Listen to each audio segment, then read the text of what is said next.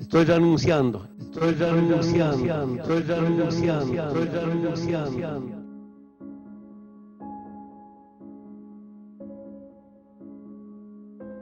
Bolivia se siente como una mujer abusada.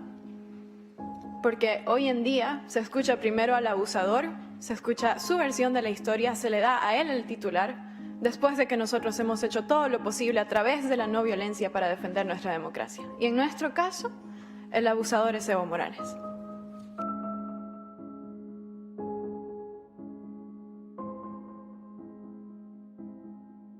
Y nuevamente hago una advertencia. Nuevamente quisiera que Bolivia sea un modelo de participar en las elecciones votando de esta manera, elegir sus autoridades. En este escenario habría una segunda vuelta. Frente a una tendencia desfavorable para Morales en los resultados preliminares de las elecciones, el sistema de conteo rápido es suspendido por más de 20 horas, lo que empaña todo el proceso y despierta un sentido de sospecha e incertidumbre. Del balotaje al fraude como resultado electoral. La misión de la OEA manifiesta su profunda preocupación y sorpresa por el cambio drástico y difícil de justificar en la tendencia de los resultados preliminares conocidos tras el cierre de las urnas. El pueblo, cansado, sale a las calles para exigir respeto a su voto. Las pruebas de fraude se evidencian una a una, hasta que finalmente la OEA emite un informe lapidario. Dieron un golpe de Estado quienes se robaron la elección, declarando un triunfo en primera vuelta. Situación que se mantuvo aproximadamente por 20 días. No se le puede pedir a un pueblo que se deje robar una elección. El fraude es un hecho. Evo se ve obligado a renunciar. No se le puede pedir a un pueblo que se deje robar el poder. Nosotros hicimos el control del voto el día de las elecciones. Las protestas empiezan el día después de las elecciones porque nosotros vimos con nuestros propios ojos cuando nos estaban robando el voto. El informe de la OEA que sale semanas después confirma lo que nosotros ya decíamos en calle que estuvimos diciendo por 21 días. Se llegó a una situación difícil y crítica en octubre porque era un proceso electoral que le generaba una profunda desconfianza a la ciudadanía. La exigencia de transparencia y de verdad en el proceso electoral que movió a la gente. La gente sintió que por debajo había un engaño. Antes de que salga Evo ya había especulaciones, ¿no? Ya hablaban de fraude, dice que, no, que el Evo ya va a ganar como siempre, ¿no? Lo que ha pasado en Bolivia es que ha habido una rebelión democrática, pacífica, popular de la población cuando se descubre que hubo un gran fraude en la elección del 20 de octubre de este año.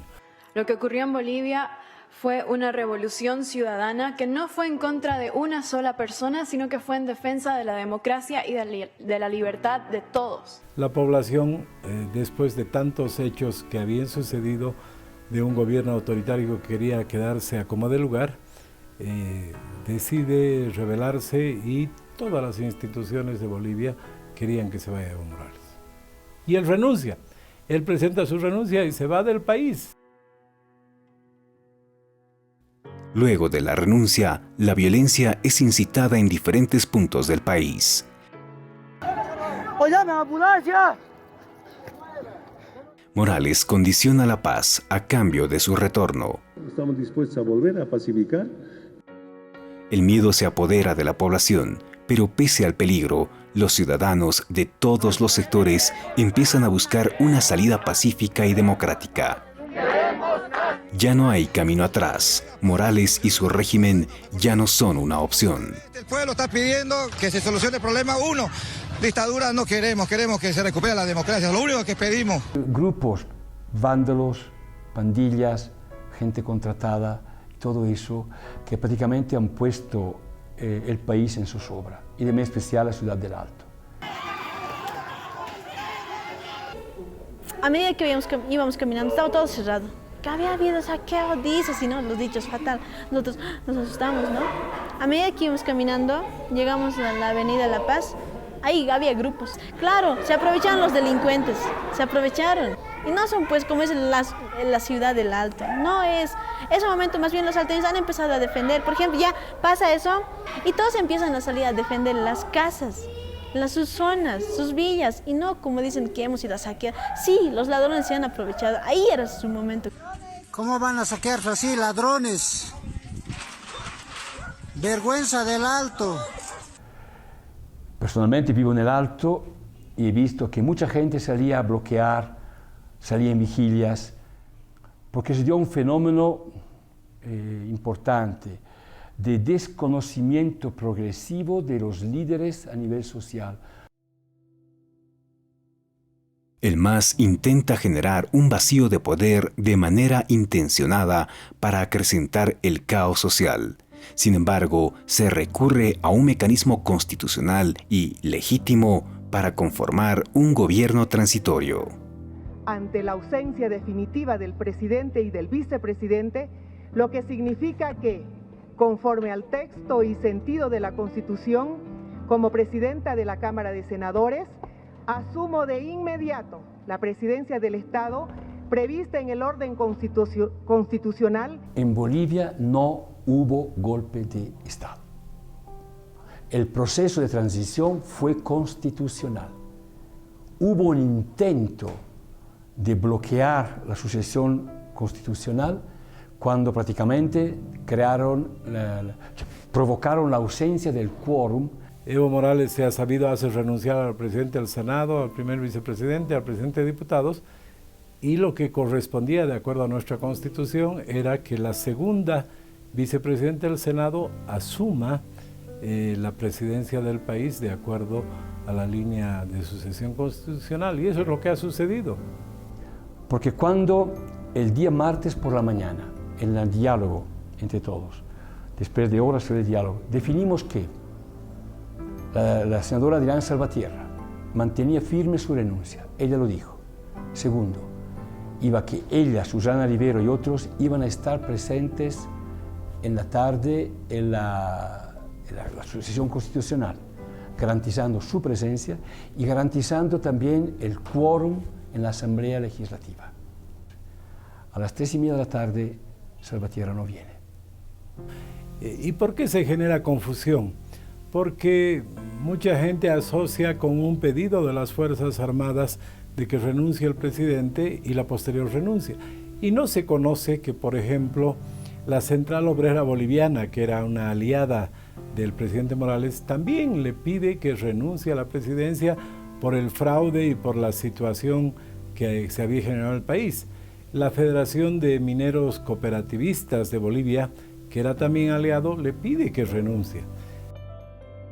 Bolivia experimentó un momento histórico e inusitado de unión entre Oriente y Occidente, campo y ciudad, donde prevaleció el deseo férreo de recuperar la democracia y alejarse de una senda encaminada al autoritarismo y la falta de libertades. Las máscaras e imposturas de un régimen que perdió toda credibilidad se vinieron abajo.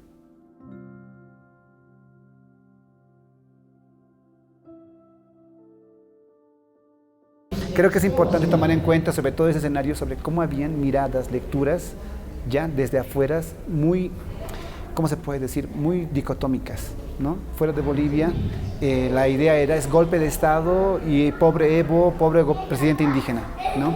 Y no veía los matices, no veía ya todos los problemas que existían en Bolivia desde hace mucho tiempo atrás, ¿no? Desde el referéndum, desde lo que pasó en el Tignis, desde lo que pasó en Achacachi, que no por ser racializados apoyamos ciegamente a Evo Morales, ¿no? Es cierto que nosotros apoyamos y hasta ahora estamos de acuerdo con el proceso plurinacional, con el proyecto plurinacional, con todos los derechos que hasta ahora hemos adquirido, nosotros apoyamos, pero no apoyamos a un caudillo. Y ese, por ejemplo, el cabildo que había, ¿no? Las marchas que había, ¿no? Pues no era pues masistas, dicen, no era pues, sí se han aprovechado los del MAS, ahí es donde se han aprovechado, ¿no? Bajaron y venía la prensa y justo, ¿no? Los masistas y un grupito. Y ellos justo les preguntan, nosotros vamos a hablar. Y dice, somos del MAS. Y a todos nos generalizaban. O sea, había un uso utilitario de estos escenarios para legitimar a Evo Morales.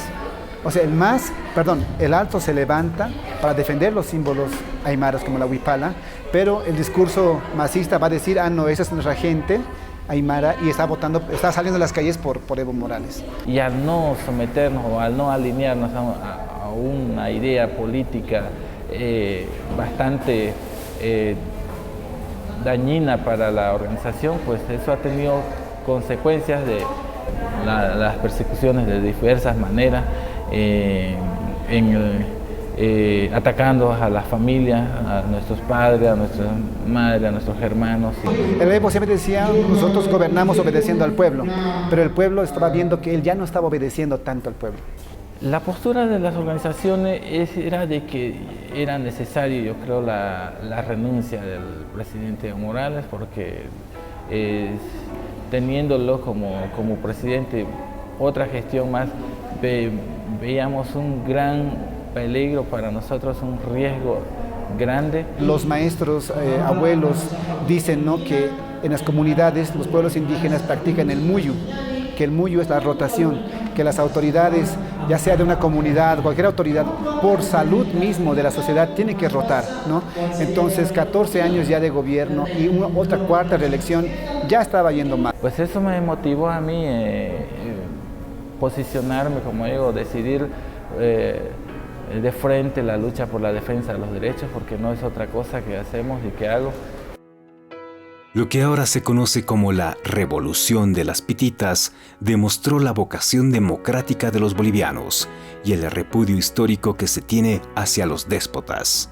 Bolivia nació bajo el lema «La unión es la fuerza», y esas pititas que le causaron gracia al tirano se unieron en una cuerda de vida que libró a los bolivianos de un destino nefasto.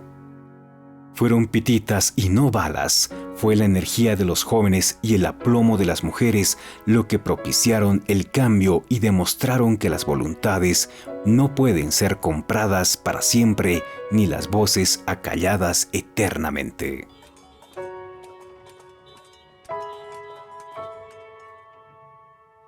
Dos, tres personas amarrando pititas, poniendo llantitas, ay. ¿Qué clase de paro es eso? No entiendo, ¿verdad?